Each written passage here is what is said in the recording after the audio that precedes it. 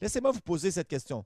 Combien de sens physiques avons-nous? 5? 5? Combien croient que c'est 5? Combien croient que c'est 10? 10? Combien croient 10?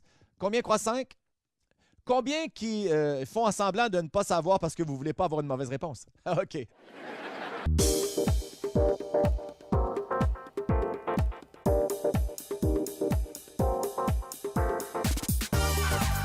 Bienvenue à l'Église du Rocher de Winnipeg.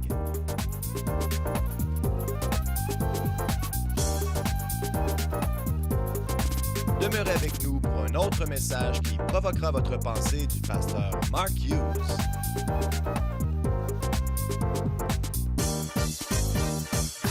Alors certains, vous vous demandez ce matin, mais qu'est-ce qui se passe ici? Eh bien, laissez-moi vous le dire. Après l'hiver le plus froid, le plus de neige qu'on a eu depuis des années, on a décidé d'annuler l'hiver. Et on appelle le printemps. Pourquoi pas? Vous vous souvenez, Jésus, qu'il a arrêté les vents et les vagues, et les disciples ont dit, mais quel homme qui peut parler au vent et aux vagues? Jésus avait le contrôle de la météo, nous aussi, à l'intérieur. Alors, on va augmenter la température, on va monter ça jusqu'à 110. Vous allez vous déshabiller, ça va être comme l'été et le thème, ça va être excellent. Mon message ce matin s'intitule « La parole de Dieu, inspirée ou expirée ». Vous savez, il y a plein de gens dans notre culture et c'est une tragédie. Ils pensent que la parole de Dieu a expiré, elle n'est plus valide, mais il fut un temps, même dans notre culture, spécifiquement ici, où la parole de Dieu était tout. Tout ce qu'on faisait était basé sur la parole de Dieu. Notre morale, nos lois. Et c'est pour ça, lorsque vous allez en cours, il nous faisait jurer sur la Bible, parce que la Bible était la base de la vérité, de la justice, de la loi, notre régime alimentaire, agriculture, etc., etc. Et qu'est-ce que la Bible dit sur la Bible? On retrouve ça dans le psaume. L'entièreté de ta parole est la vérité, et ta justice et ton jugement durent à toujours. Est-ce que vous avez compris? L'entièreté de ta parole est vraie. Du début, de Genèse jusqu'à la fin, l'Apocalypse, la parole de Dieu, c'est vrai. Et Jésus dit, le ciel et la terre passeront, mais ma parole ne passera jamais. Pourquoi? Parce que la vérité ne finit jamais. Jean 1,1 dit, au commencement était la parole était avec Dieu, et la parole était quoi? Était Dieu. Et vous voyez, lorsqu'on commence à réaliser que la parole de Dieu est Dieu lui-même, eh bien, on commence à avoir une révérence d'un haut niveau. Et comme j'ai dit, nous vivons dans une culture aujourd'hui où la parole de Dieu est méprisée, elle n'est plus la parole de Dieu. Ils regardent la Bible comme peut-être c'est bien, peut-être une des belles histoires, un peu comme un Odyssée ou quelque chose comme ça, mais malheureusement, plusieurs chrétiens, dénominations chrétiennes ont regardé et ont dit peut-être que ce n'est pas aussi actuel que ce l'était. Alors, ils ont embrasser ce qu'on appelle l'inhérence limitée. Et ça, c'est la croyance que la Bible est juste seulement lorsqu'on parle de la foi. Alors, dans la science, l'histoire et tout ça, bien la Bible n'est plus valide. Mais dans les questions de foi, oui. Et il y a des dénominations, ou des anciennes dénominations chrétiennes qui ne croient plus que la Bible est la parole de Dieu. Les unitariens, disons, ne reconnaissent pas la parole comme la parole de Dieu. Les Juifs non plus ne reconnaissent pas Jésus comme le Messie. Les protestants ne reconnaissent pas le pape comme le chef de l'Église. Et les ménonites ne se reconnaissent pas les uns les autres à la SAQ.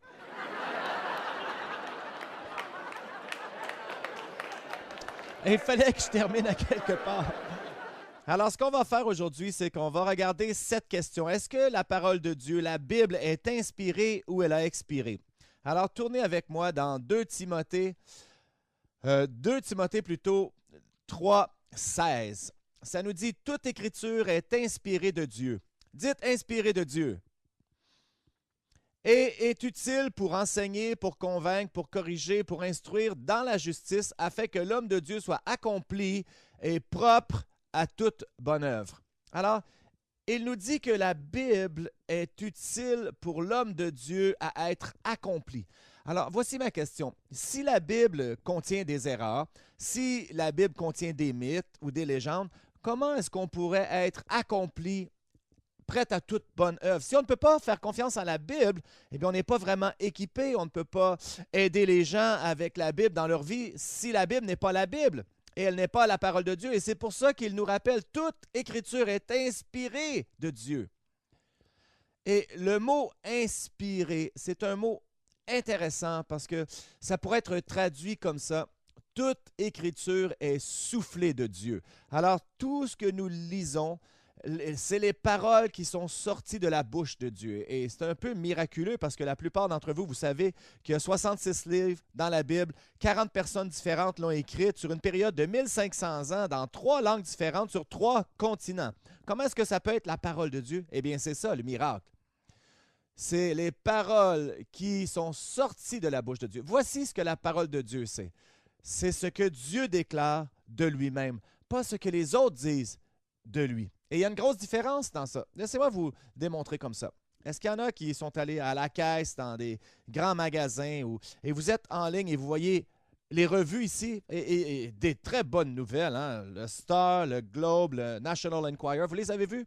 Et là, ils ont les étoiles, les vedettes. Et il y a une photo et là, il y a quelque chose qui est écrit. Regarde ce qui arrive avec Kim Kardashian. Regarde ma chérie, ce qui arrive avec Oprah. Et il y a tous les gens avec leurs problèmes. Ils ont été enlevés par des extraterrestres. Et il le dit, j'ai été enlevé par des extraterrestres. C'est Miley Cyrus qui dit, je veux devenir une religieuse. Et voici ma question, est-ce que vous le croyez? Si vous lisez ça sur la page d'un magazine National Enquirer et la phrase dit « Oh non, mais c'est là, c'est sa photo, elle dit qu'elle va devenir une religieuse », vous n'allez pas le croire parce que c'est quelqu'un d'autre qui le dit. Mais si elle était à la télé et vous la voyez, je veux changer ma vie, je vais devenir une religieuse. En passant, elle n'a jamais dit ça, là, j'invente tout. Eh bien, peut-être que vous seriez plus prêt à la croire parce que vous l'avez entendu de la bouche du cheval, comme on dit. Et ce qu'on doit comprendre de la parole de Dieu, c'est que la parole de Dieu, c'est ce que Dieu dit de lui-même, pas ce que les autres disent de lui. Et c'est pour ça que Jésus dit, l'homme ne vivra pas de pain seulement, mais quoi? Mais de toute parole qui sort de la bouche de Dieu. Et c'est ça la parole de Dieu. Les Écritures sont la base sur ce que nous croyons dans la vie. Alors, ce qu'on va faire aujourd'hui, je vais vous donner des raisons de croire. Des raisons pourquoi vous pouvez savoir que la Bible est inspirée et elle n'a pas expiré. Il y a 3 choses qu'on va voir.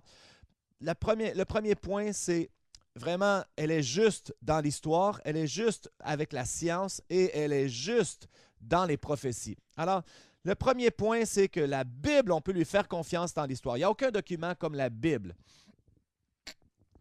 Ça couvre plus d'histoire que tout autre livre. Hein? Ça débute avec le début de l'homme et ça finit avec la fin de l'homme et c'est l'histoire de l'homme du début à la fin. Donc, il n'y a aucun livre qui recule aussi loin que la Bible. Et on doit savoir qu'elle est juste historiquement. Et voici pourquoi c'est important. Plusieurs gens, des professeurs, des historiens qui disent que la Bible n'est pas juste historiquement parce qu'il y a des choses que la Bible nous parle et qu'on ne retrouve nulle part dans l'histoire. Je vous donne un exemple. Vous vous souvenez, Josué est entré dans la terre promise et quand il est entré dans la terre promise, il y avait plein de tribus là-bas. Il y avait les Jébusiens, les Amoriens, les Hittites, les Uvites, les Ménonites et... Non, toutes les Hittes, vous savez. Et il devait tous les tuer. Et évidemment, il en a raté une coupe, hein, comme on peut voir aujourd'hui. Mais et il y a toutes les tribus, tous ces peuples qui sont mentionnés dans la parole de Dieu. Et le problème, c'est que certains de ces peuples n'ont aucun record dans l'histoire. Et ce serait un problème là, si on parle d'une petite tribu là, insignifiante. Mais un groupe de gens, les Hittites, on les a mentionnés 50 fois dans la Bible. Ils sont mentionnés 50 fois. Ils étaient le royaume du Nord qui couvrait toute l'Asie mineure. Et voici le problème, c'est qu'il n'y avait aucun record, si vous voulez, historique, aucune évidence, pas de preuves archéologiques. Alors les gens regardent la Bible et disent, voyez-vous, on parle des Hittites et il y a une histoire qui est très importante. Hein? David et Bathsheba. Bathsheba, son mari était Uri, qui était Uri le Héthien. Il faisait partie du royaume du Nord. Il était Héthien. Donc, la Bible est claire sur l'existence des Héthiens, mais aucune preuve nulle part de ce peuple jusqu'en 1906. Un archéologue allemand, Hugo Winkler, il est allé en Turquie et il a commencé à faire des recherches et des fouilles archéologiques et il a découvert pour la première fois les ruines de la civilisation des Hétiens ainsi que la ville capitale. Regardez l'image, 5 temples, un château fortifié et il a trouvé 10 000 tablettes en argile qui décrivaient toute l'histoire de ce peuple. Et il gardait toute l'histoire, mais tout avait été enterré et personne ne l'avait connu. Et soudainement, en 1906, après 1900 années après Jésus-Christ, personne ne reconnaissait ce peuple. On les découvre et ils sont révélés au monde que l'histoire des Hétiens était vraie. Un autre exemple, c'est Ponce Pilate. Ponce Pilate est une figure clé dans l'histoire de Christ. Hein? C'est le gouverneur de la Judée et c'est lui qui a sentencé Christ à la crucifixion. Mais le problème, c'est que même si les Romains gardaient tous les records historiques, il n'y avait absolument rien d'écrit sur Ponce Pilate dans l'histoire de Rome. Son nom n'existait pas. Il y avait le nom de tous les autres. Alors, les gens l'ont questionné. Ils disaient, ah, cette histoire, c'est une fable sur Ponce Pilate. Et ensuite, en 1961, quelque chose arrive. Un archéologue italien, M. Provo, il est allé en Israël. Il a commencé à faire des fouilles, ce qu'on appelle la Césarée. Et il a découvert les pierres de Pilate. Et c'est dans un musée. Et ça prouve que Ponce Pilate était gouverneur de la Judée au même moment où Christ a été crucifié. Et ça a été vérifié par l'histoire. Ça, c'est en 1961, ça fait pas longtemps. Une autre histoire qui est fascinante, c'est la piscine de Siloé. La piscine de Siloé, hein, elle remonte jusqu'au livre de Néhémie. Elle a été bâtie par Ézéchiel. Et c'était une grande piscine et un aqueduc était bâti et ça amenait de l'eau fraîche dans la ville de Jérusalem si la ville était prise en captivité. Et on se souvient dans Jean 9, c'était l'endroit où Jésus a fait un grand miracle, un homme qui était aveugle de naissance et lorsqu'il a vu cet homme, il a fait de la boue avec sa salive, il a mis sur ses yeux, il a dit « Va te laver à la piscine de Siloé ». Et il s'est lavé à la piscine de Siloé et il a recouvré la vue, il a été guéri. Alors, c'est une belle histoire. Mais le problème est celui-ci. Pendant 50 ans, ils creusaient à la ville de Jérusalem et découvraient, ils n'ont pas découvert la piscine de Siloé. Quelque chose de si grand, quelque chose de si important, où on parle dans la Bible et ils ne la trouvent nulle part. Alors, ils sont déçus. En 2004, des travailleurs de construction, ils veulent creuser pour placer... et ils n'aiment pas ça parce qu'à chaque fois qu'on creuse à Jérusalem, on découvre quelque chose. Il y a des maisons qui ont des découvertes archéologiques dans leur sous-sol et à tous les jours, on trouve des choses. Donc, ils commencent à creuser et deviner ce qu'ils trouvent, la piscine de Siloé. Regardez l'image. 225 marches, 730 pieds, un aqueduc, dans la pierre qui amène de l'eau fraîche. Donc, continuellement, on voit, et ça fait que quelques années, 10 ans, en 2004, et on sait que tout ce qui est mentionné dans la parole de Dieu, éventuellement, va être découvert. Et les gens vont en prendre connaissance. Et c'est ce qui va arriver. Donc, voici mon point dans celui-ci. Qu'est-ce que je dois faire avec ça? Eh bien, laisse-moi vous dire quoi faire avec.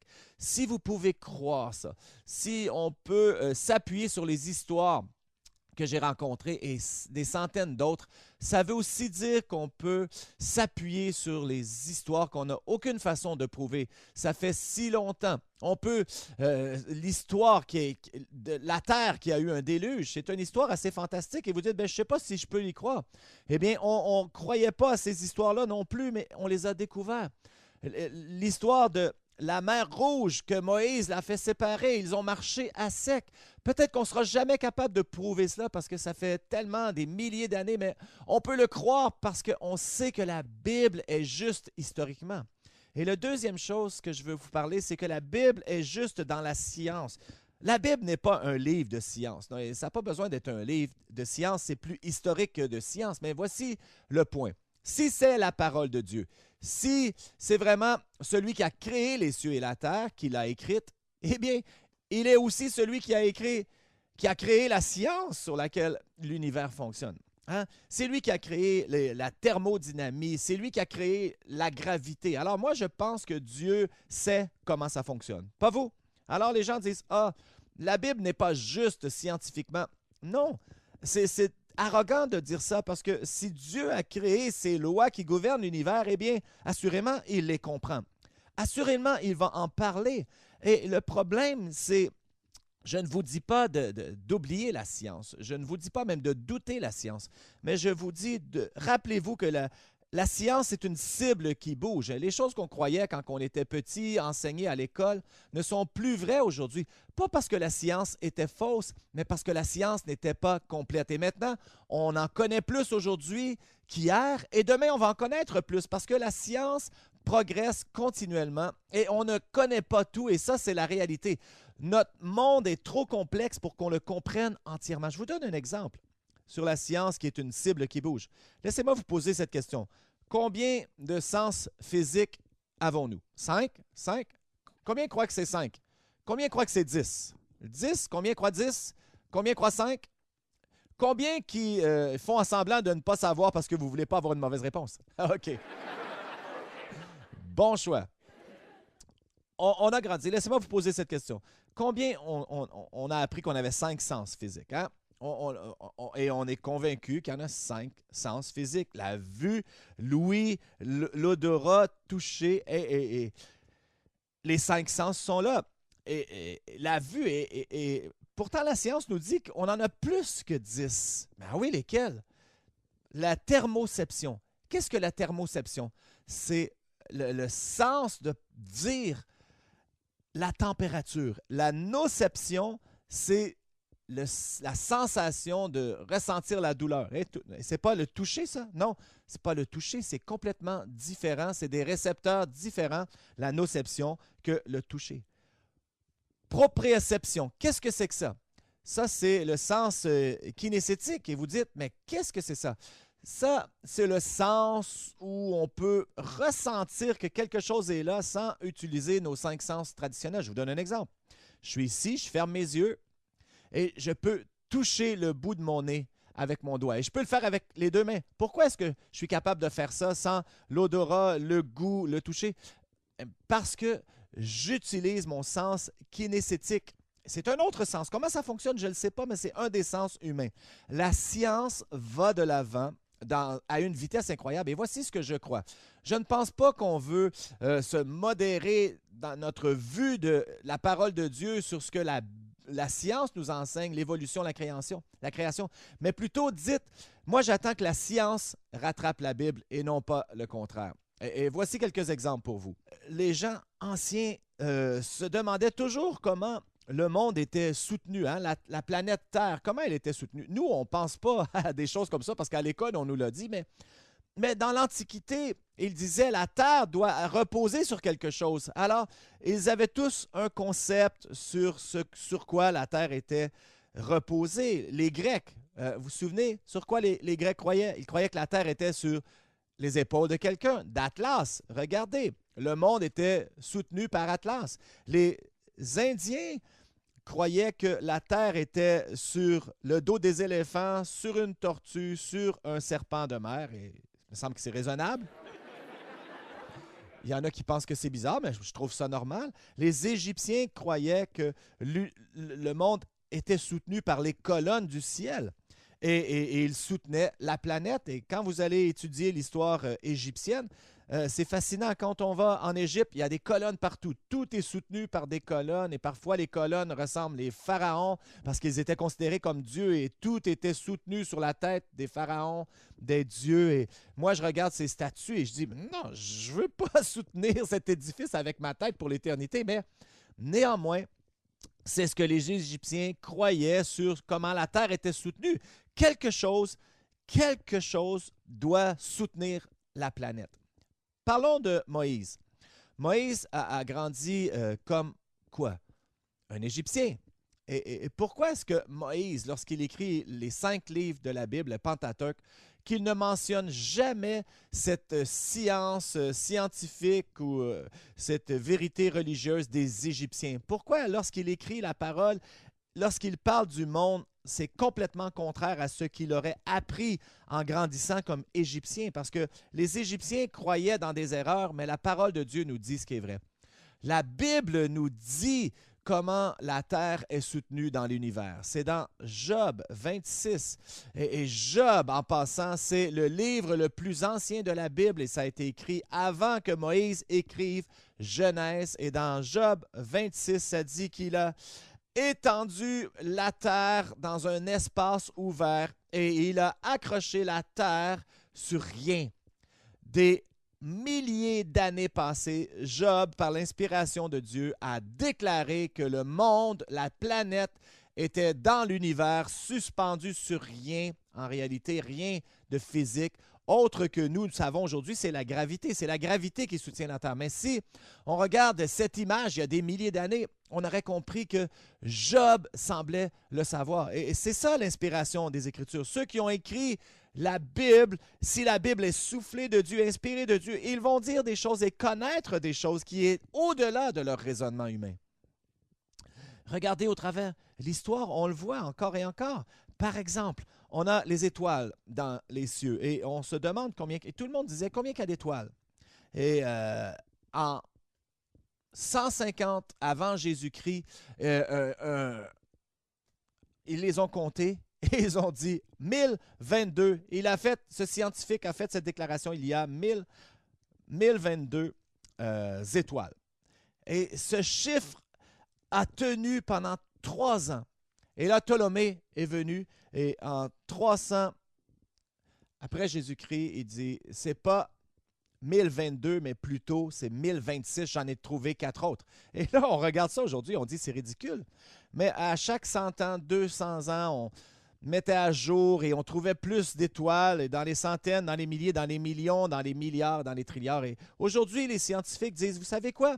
On ne pense pas pouvoir compter les étoiles de l'univers parce qu'on ne peut même pas voir jusqu'à la fin de l'univers. Donc, on ne peut pas les compter. Et c'est exactement ce que Jérémie a dit dans Jérémie 23, 32.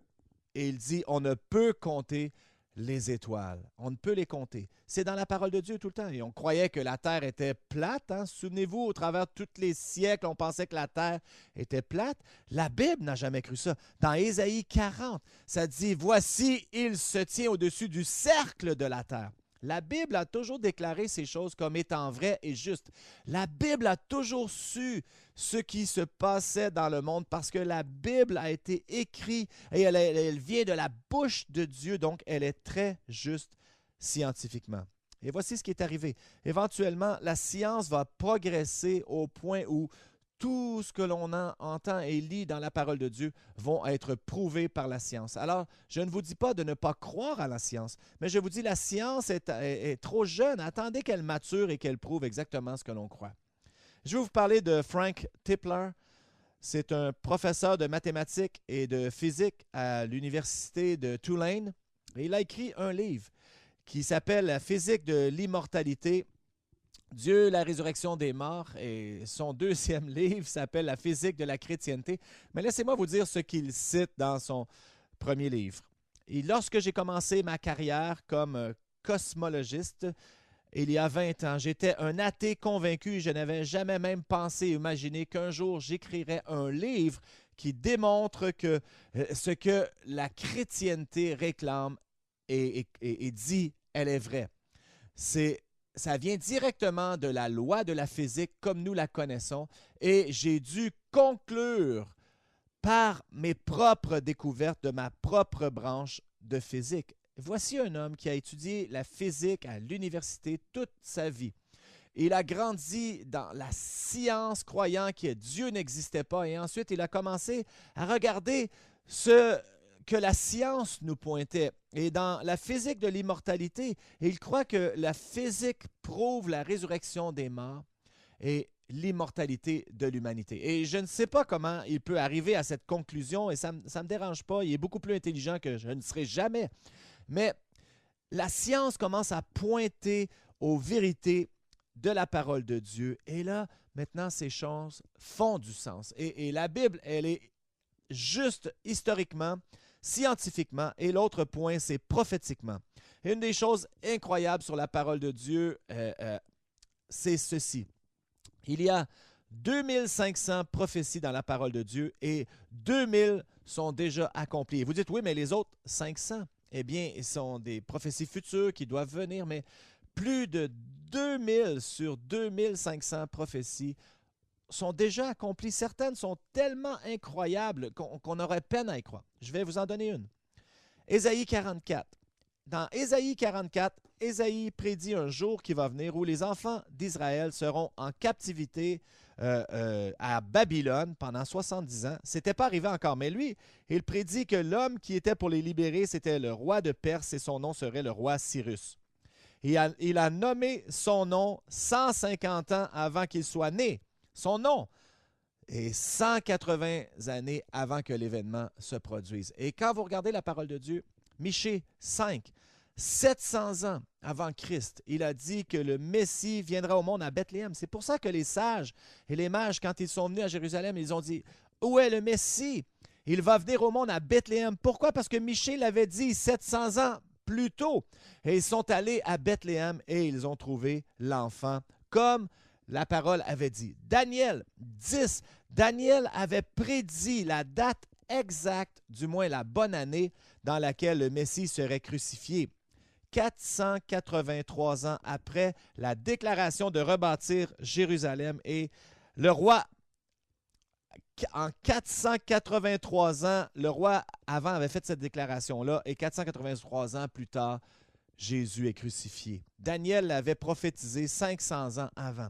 Zacharie 9, il dit que Jésus viendra, le Messie viendra à Jérusalem sur le dos d'un âne. Et c'est ce qu'il s'attendait. Et Jésus, il rentre comment dans son entrée triomphale? Sur le dos d'un âne. Zacharie 11 a dit qu'il serait vendu pour le prix d'un esclave, qui est 30 pièces d'argent. Et Judas l'a trahi pour combien? 30 pièces d'argent. Cette liste continue et elle continue et elle continue. On le lit dans la parole de Dieu. On voit Jésus accomplissant ces choses. Jésus qui fait des choses et la parole de Dieu nous dit « Ainsi accomplissant ce qui avait été écrit ». Chaque chose que Dieu a dite sur le Messie a été accomplie en Jésus. Encore et encore et encore au travers. La Bible est juste. Même dans les jours de Jésus, il marchait, il faisait des proclamations. Vous vous souvenez, il vient à côté du temple et il parlait de ce temple si merveilleux qu'on avait pris des décennies à bâtir. Et Jésus fait cette déclaration et il dit, « Ce temple sera détruit et il ne restera pierre sur pierre, une sur l'autre. » 70 ans plus tard, les Romains ont pris la ville et ils ont brisé le temple et ils l'ont démonté méticuleusement et ils ont pris chaque pierre une après l'autre et les ont séparées et les ont jetées en bas du mur du temple. Si vous allez à Jérusalem aujourd'hui, vous pouvez voir ce tas de pierres et vous regardez ce tas et il n'y a pas une pierre attachée sur l'autre. Comme Jésus l'avait dit, chaque pierre, ces grosses pierres, et vous voyez Cathy et moi, là, on s'en va. Et elle a comme un moment, et elle prie Dieu et elle dit, et moi je suis en train de rire. Voici nos deux regards différents. Je ne sais pas pourquoi j'ai ri, mais peu importe. Et c'est vraiment merveilleux lorsqu'on lit la parole de Dieu et on commence à réaliser que historiquement, avec la science et prophétiquement, on peut s'y fier. L'entièreté de tes paroles sont vraies. Le ciel et la terre passeront, mais ma parole ne passera pas. Jésus a dit, au commencement était la parole et la parole était avec Dieu et la parole était Dieu. Et il est le grand temps qu'on puisse embrasser la parole de Dieu pour ce qu'elle est. Et toute écriture est inspirée de Dieu. Tout ce que nous lisons sur ces pages viennent du souffle de Dieu. Il les a déclarées et l'homme ne vivra pas de pain seulement, mais de toute parole qui sort de la bouche de Dieu. L'Église du Rocher a des réunions à tous les dimanches au 1397 Buffalo Place. Joignez-vous à nous si vous êtes dans la région. Si vous aimeriez recevoir un livre pour comprendre davantage le don gratuit de Dieu au travers Jésus-Christ, contactez-nous et nous vous l'enverrons gratuitement. Visitez notre site web au www.churchoftherock.ca. Merci d'avoir été avec nous et que Dieu vous bénisse.